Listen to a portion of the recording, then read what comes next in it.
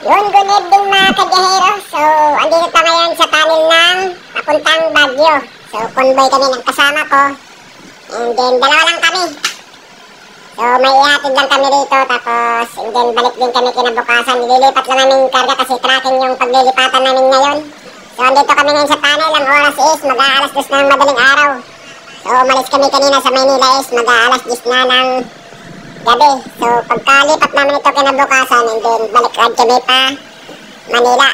So, tara, biyahe muna tayo at ahabulin ko muna yung kasama ko. Andun na raw sa unahan nakapark. Maghahanap kami ng mapaparkingan kasi hanggang dito na lang kami magpapaumaga dito sa taas na to kasi bawal kami dun sa taas pag ano na, umaga. So, doon lang kami mag-meet up sa taas bago papuntang Baguio City.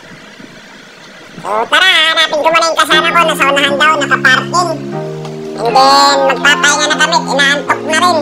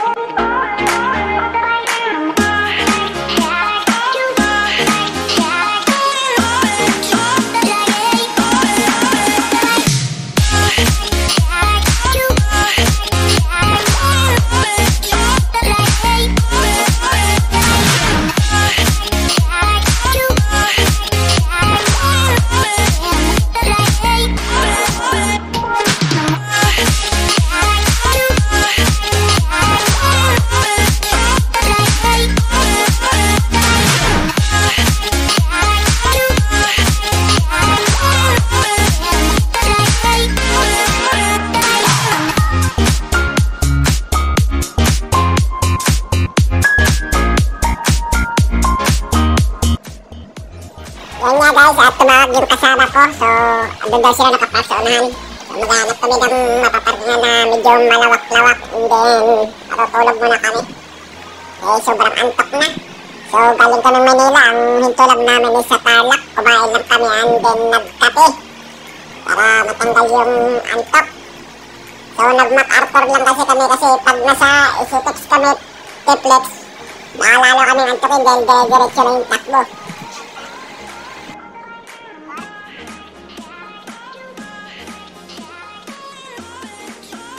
Sana kaya hindi rin namin makita. So, sabi niya nakahasay doon sa gilid bago raw pag-ahon. So, nasa kalagitna na kami ng ahon na ito eh. So, asa na kaya yun? Tagal ah.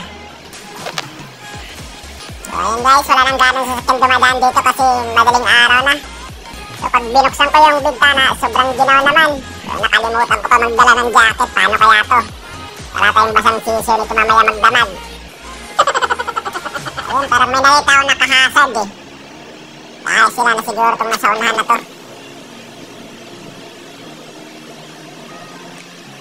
Ayun nga, may nakahasad nga. Ito nga, sila nga to. So, hinihintay lang kami nito, hindi maghahanap kami ng mapag-paparkingan na malawak-lawak. Ang lamig pa naman sa labas ngayon. So, sarap sana magkape kaso wala namang gising dito na nagtitinda ng kape. So, paano kaya to? Giniginaw na ako. So, hanap ka muna ng kalso pag ano ha, pagkababa ko. Walang kalso to, baka bumulusok tayo pa ibaba nito. Ang taas-taas pa naman dito. Maasan tayo pulutin dalawa nito. Kalso mo ng ano, malaki, dalawa sa ulihan. So, di tayo magtiwala sa handbrake. Pag naputo ng handbrake, nako, ewan ko naman saan na pulutin yung sa baba. Baka bukas, nasa TV na tayo, magiging kwento na lang.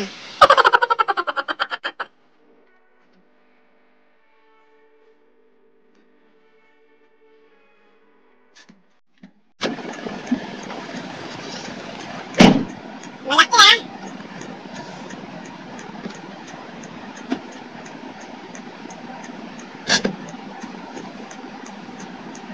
Malaki nga natin mo. So yun guys, good morning Baguio. So andito tayo ngayon sa Baguio na. Yung graduation lang namin, sobrang antok kami kagabi kaya medyo sinikata na ng araw bago kami nagising.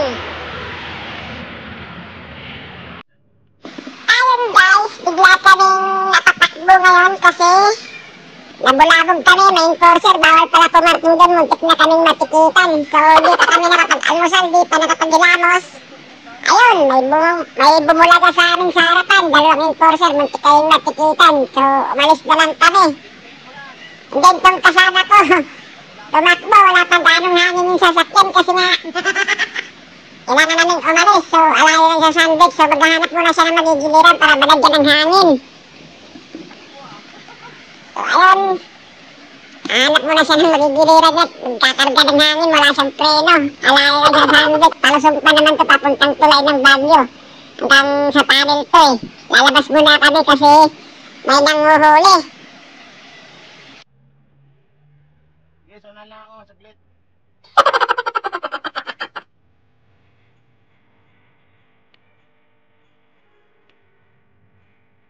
So yun guys, hihintayin ko nga itong kasama ko kasi walang hangin yung sasakyan niya. So gigilid muna ako kasi walang hangin, so wala siyang preno. So gigilid muna ako, hihintayin ko siya.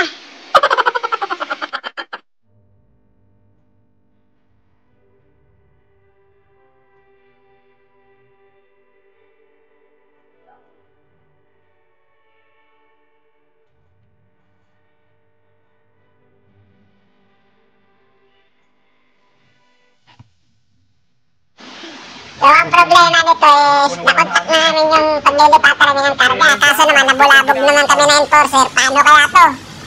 Kasi bawal pa mag-park doon. So wala kami mapaglilipatan. Maghahanap pa kami ng malapad-lapad na lugar para makapag-lipat ng karga. So tatawagan na namin sila pag nakapark kami ng medyo malawak na parking. So lalabas muna kami ng Baguio. So naghahanap kami ng mga paparkingan doon. So hindi pa kami nakapag-ilamos, hindi pa nakapag-almusal. Nabulabog na kami, aga-aga. Ang lamig pa naman.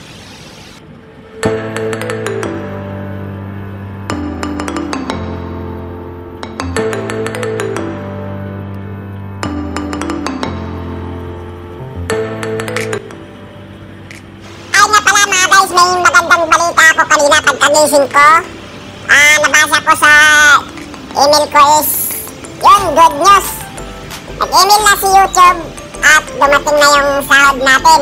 So papasok siya mga 5 days pa bago may withdraw ko sa ATM. So salamat sa mga nagsuporta at nakakuha ulit tayo ng sahod ngayon. So sa mga hindi pa nakapag-subscribe dyan, baka naman papalo naman dyan oh.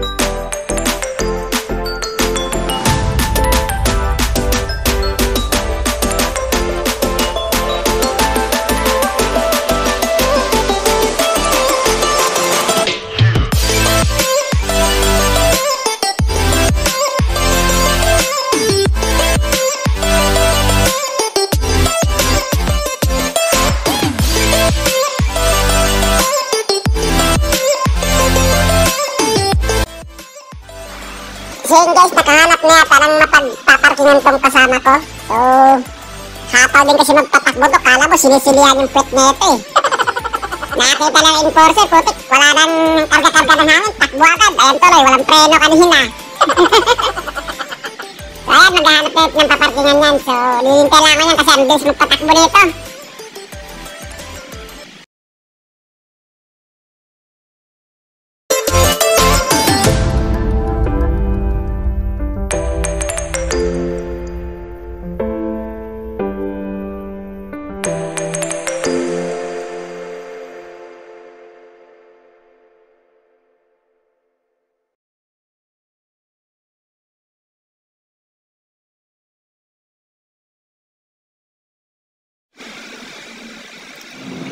So yun guys, tumawag na yung pagbaba namin. So may nakita daw silang mas malawak-lawak na parkingan at walang enforcer na maghahabol sa amin.